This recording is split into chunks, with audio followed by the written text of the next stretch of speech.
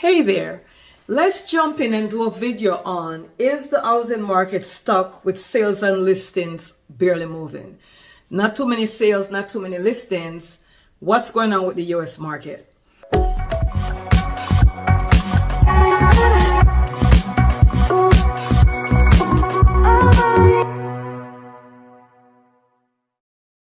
So there was a study that was done, they did a survey recently, and they were comparing October 2025 to previous years.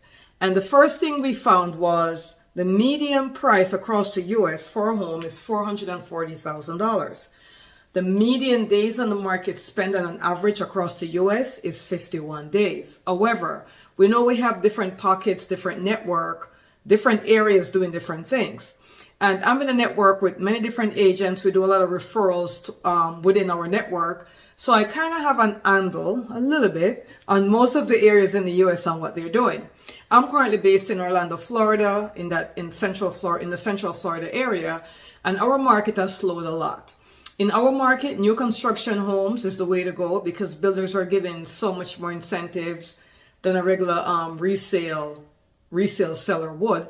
That doesn't mean that resale isn't moving, but they're taking longer to move. Our average days on the market right now is between, I would say, 45 to 60 days on average. There are some properties that will move faster, but we're talking about taking the whole as an average. Also, we're finding that the months of supply in 2025 was 51 months of supply. So that meaning that there is 51 months of supply in the market, which is not good at all. Homes sold over list price is 24.9%. So homes selling over list price about 24.9%. This is across the US, so that's not just in Central Florida. Across the US, we find that the average sale to final list ratio is 98%. So the good news is once the home is priced right, they're selling at list price at 98%. Pending deals that are falling through is only 15% across the US. So that's not a big deal. 15% is not too terrible. We'd like to see that number lowered, but at least it's not in the 20s or 30 percentile, right? So 15% is not too bad. Also, pending sales rose with a few areas. Like we are seeing more pending sales in areas like West Palm Beach, San Francisco, and Tampa, by the way, which is interesting because I just read an article yesterday where they're saying foreclosures in Tampa is on the rise. They're saying that when they did the whole US foreclosure that's been increasing slowly, not like 2008 or 2009, guys, foreclosures has been increasing slowly, but then they're saying there's a more rise in Tampa than in any other areas. Now, also bear in mind that Tampa do have more investors because Tampa has more multifamily units and buildings than Central Florida. So let's say the Orlando, Kissimmee, Claremont area will have less multifamily than Tampa would. One of the things that they're saying is leading to foreclosures is not just the increase in sale price for homes, but it's also the increase in insurances, property insurance, and also taxes. Because remember, after COVID, prices went up, so did the taxes, the property taxes, so did HOA fees, so did insurance. And there's a lot of insurance fraud. The insurance companies were saying there's a lot of insurance fraud. So the more insurance fraud they have, the more that's going to send up the price of policies, of course. So, getting a policy is going to increase. We also have a little chart in the video where we show the housing market highlights. So we're showing different areas in this particular chart. We're showing different areas, the location, and what is it doing in terms of sales, list price to sales ratio, pending sales, inventory in the market, how many properties are active versus how many are expiring. So that's shown in this chart right here. We also are going to have another chart towards the end of the video where we're going to show you the metro level highlights. So we're going to show you what areas are increasing and decreasing in pending sales, active sales, and what is actually selling and what is not. So the big question is the housing market stuck? Are sales and listings selling? Are people actually buying the home? If I list my property right now, is it going to sell or is it just going to sit on the market? What's going on? Let's examine that. If the property is priced right, that means it's priced to the 2025 market, not the 2021 or 2022 market, then more than likely it will sell. But as a seller, let's forget about new construction for a minute. As a seller, there are certain things you're going to have to do if you must sell right now. Some sellers don't have to sell. They're taking their properties off the market. They're renting them instead, or they're just staying put. But if you had to sell right now, you're going to have to stage the property correctly. That means you have to make it look like a new construction home, because you're going to be competing with those, especially if you have new construction homes in your area at your price point. That's going to be something that you're going to have to do. So you're going to have to showcase the things that your home has that a new construction home doesn't have. Maybe a pool, maybe a customized kitchen or bathroom. Maybe you don't have carpet and the new construction homes are given carpet. All that kind of stuff you're going to have to showcase in your own property. So you must stage it. One thing I advise sellers to do in this market is to do a home inspection before you put the home on the market. It is a great idea to do a home inspection first, so at least you'll know what is going to come up on the home inspection and you could repair them before you put it on the market. Either repair them or give it a credit. And your agent, if you're using a realtor, can also show the buyer that, hey, we did an inspection on this particular date. This is what we found. This is what we corrected. This is what we'll give you a credit on. This is going to save so much time. So much time. Because once they present an offer to you, you could show them all this stuff. The realtor could present that to the buyer before they even present the offer. They could upload that into MLS and do all the remarks in the agent's remarks only section where they're saying, hey, the seller did do an home inspection. The report is, we could give you a copy of the report, and these are the stuff that was repaired or replaced or credited for or whatever the situation is, right? You also have to stage the property and you have to price it to sell. You really have to go down to what is the actual price I'm going to get. Doesn't make sense you price it for $50,000 over what the market is saying, because it's just going to sit on the market. And the longer it sits on the market, the more it's telling buyers, hey, this property has been sitting on the market for quite a while. Maybe we could get a deal from the seller. Maybe they're desperate. It's been sitting, it's not selling, right? That's what the buyers is thinking.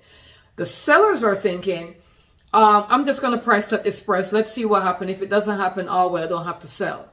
This program is brought to you by Gift Group Sells Homes. Need to buy or sell fast? Make one call, that's all. And put our 23 years of experience to work for you. Gift Group Sells Homes is the way to go. Call for 07-791-4713. That's what some sellers are thinking. The buyers are thinking, hey, it's sitting on the market for this long amount of time. That means the seller probably is open for negotiation. Let's offer $50,000 less. See the difference? So if you have to sell, you want to make sure you're pricing to sell, not pricing to speculate or to see what happens, because nothing is going to happen if it's priced too high.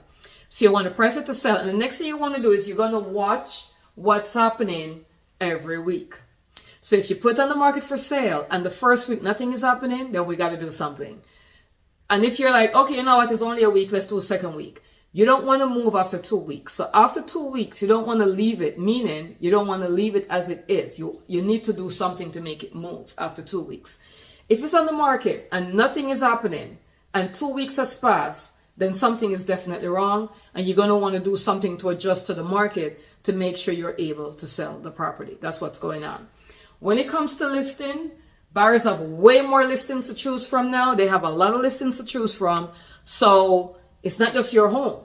And remember that you're buying off the computer. What does that mean? It means they're going online, and whichever home looks more appealing to them, that's the one they're going to have their agents, ask their agents to show them, and that's the one they're going to inquire on. So you have to make sure it sells online, 100%. That doesn't mean you're going to do virtual stuff and mislead, but you want to make sure it is poised that way. We also have the situation where pending sales are falling through. Why are they falling through? For many different reasons. Sometimes someone is pre-approved for a certain amount, and sometimes by the time they have the taxes and the insurance, they can't afford a home anymore. A lot of times, sometimes people go on the contract and then they start buying their brand new car and furniture and taking out new credit cards. You cannot do that until you close on the property. So if you're buying a home, you cannot touch anything to do with your credit until you close on the property. Not when you clear to close, not when you go on the contract, not after inspection, but actually when you close the property. I mean, you close, you got the loan, you're walking away from the closing table. Now you can play with your credit, not before. Pending sales are also falling because people are losing their jobs. And with the government shutdown that just happened for 40 something days, I think it was 44 or 45 days, I can't remember. But however days that was, imagine that someone under the federal government, imagine that they were on the contract to buy a home and then they have the government shutdown with no salary, no pay, no nothing. Those deals are not going to stay. They're going to fall apart because they don't know how long, they didn't know how long. At that point in time, they had no idea how long the shutdown was going to last. So then it's like they have no job. Think about that. There are also more people losing jobs, layoff, furloughs, all that stuff will affect pending sales, just like it did in COVID time. Except right after COVID, the market went crazy, right? So these are the reasons why some of the pending sales are falling apart. Lenders are also being very strict. They're being very, very strict, and they're asking for a lot of things over and over again. And sometimes, especially if you're buying into a HOA, if you're buying an HOA, especially if you're buying a condo, the lenders are looking a lot on these condo rules. They're asking for all these different forms. And if it's not complying, they will not lend.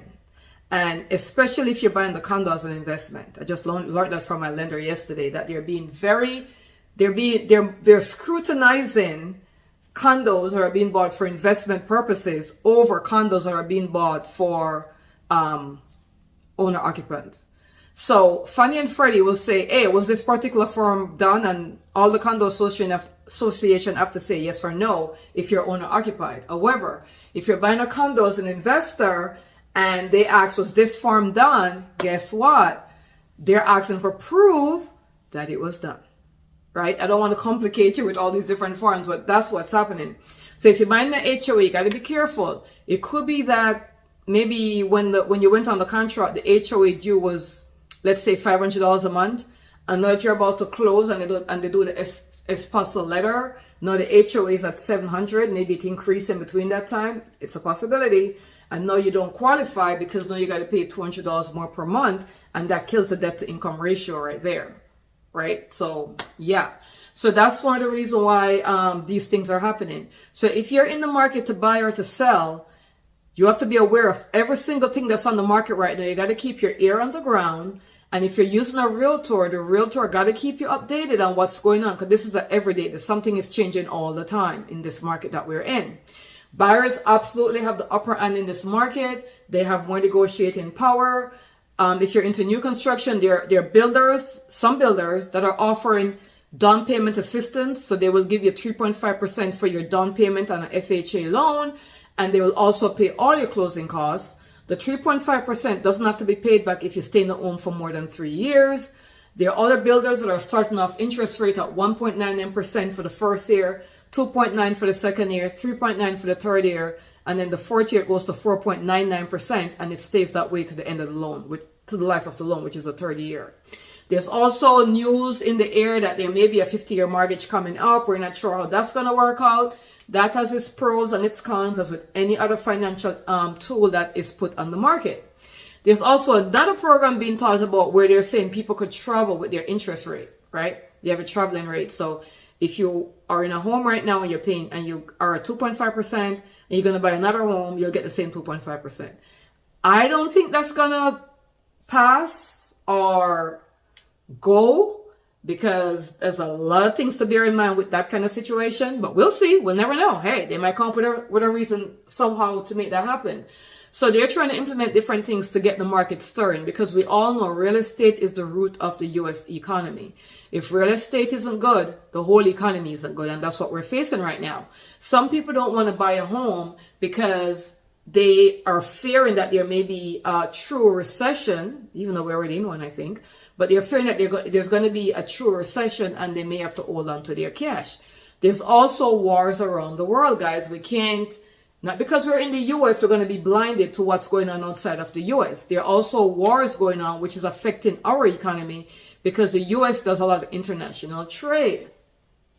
So you got to look at international trade as well. So in saying all that, the thing is, you still got to live somewhere no matter what's going on. And if you're thinking to buy or sell, you have to watch all these trends that's going on. Buyers definitely have an upper hand. If I was a buyer and I was buying in this market right now, I would look for new construction. If I had a home to sell and wanted to buy another home, I would probably look to sell my home. I'd probably look to buy a new construction, because I'm going to lose selling my home more than likely. I'm not going to probably get the price I think I should get. I'm going to get what the price the market is saying that I should get right now. And if I really want to sell it and I get a buyer, they're going to want some kind of discount or something. So I might lose out on selling the property I'm selling. However, I'm going to gain if I go buy new construction, because the builders are giving so much great incentives, and that's something we need to take a look at, right? So these are things you got to take a look at. Take a look at the charts that we have added in this video. You could just pause and do a screenshot to see what's really going on in different areas of the US and see where you fall. Doesn't matter where the builder is. Across the US, the market is not great. So most builders will work with you. They'll give you more incentives. They'll pay, most of the time, they'll pay all of your closing costs. If it's an inventory or a spot, if it's an inventory home or a spec home is what I should say, you probably will also get more discounts on that. So if you're looking to sell your home and buy another home, new construction may not be a bad idea. If you're looking to buy a home and there's new construction in your price range in the area you're looking, that may not be a bad idea either.